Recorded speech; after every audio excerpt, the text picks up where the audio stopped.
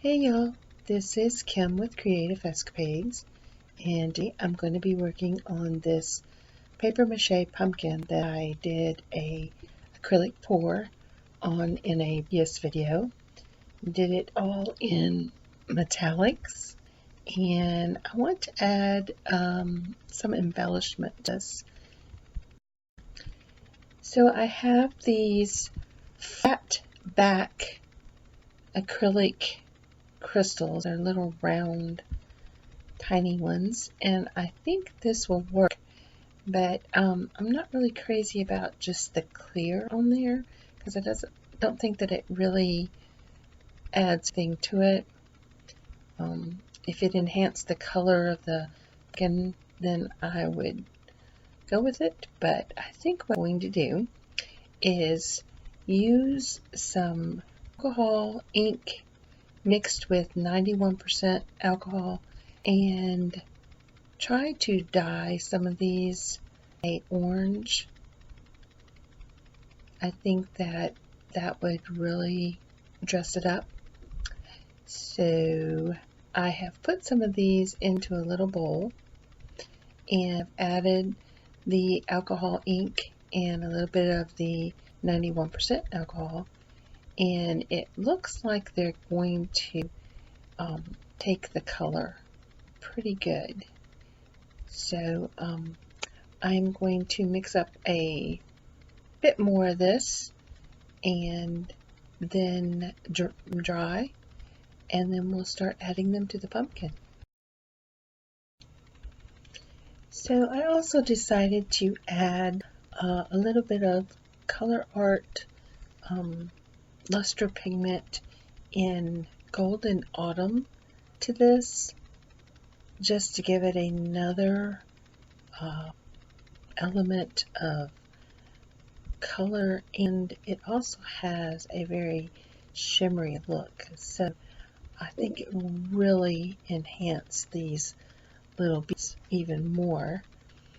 And so now I'm going to take these out of this little cup and spread them on a piece of parchment paper and allow them to dry. I'm going to use my heat gun on them a little bit just to let the alcohol dissipate and get it right down to just the color on the little acrylic bead. And I decided that to give it even some more element of color, I was going to use some of the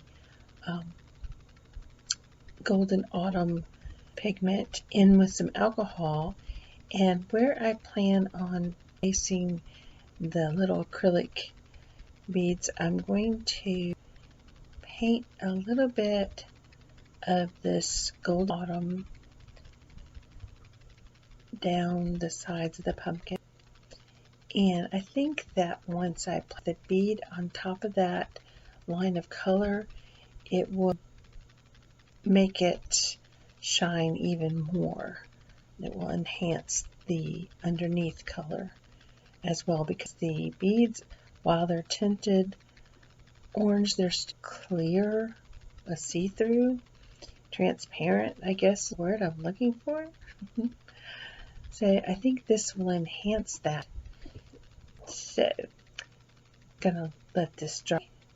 Gonna use my little heat gun on it again, and then I'm going to start adding these beads.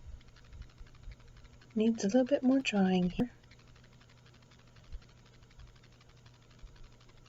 and I want to make sure that I don't leave any of that pigment just laying on the paper or all on those little beads. And I'm going to be using diamond glaze again to attach these. This is really cool stuff. It's liquid, it dries quickly, and it dries clear. If some of it does happen to come up in between whatever you're attaching, it leaves a shine. So I'm going to cover this with some resin anyway, so I want the shine. So I'm just going to work on this and then check back in with you periodically, let you see the progress I'm making, of getting it on there. I think that's going to look gorgeous. Almost done. I'm fast, aren't I? Okay, just a little bit more, and there we go. It is ready, and I think it's great. So I'm going to let these set and let them dry overnight, and then I'm going to come back and do the resin over it. And that will be part 3 of the making of this pumpkin. So if you've enjoyed the part of it, embellishing this paper mache pumpkin, please click like and share. If you haven't subscribed to my channel, let me invite you to do that. And if you have any comments or questions, maybe some suggestions, I do have another idea floating around in my head that I would like to make some resin pumpkin leaves to go on here as well. So next time when you see this pumpkin, it may have some of those on as well. But in the meantime, if you have any comments or questions, please leave them below. And I hope to see you in my next creative essays. Thanks for watching. Bye-bye.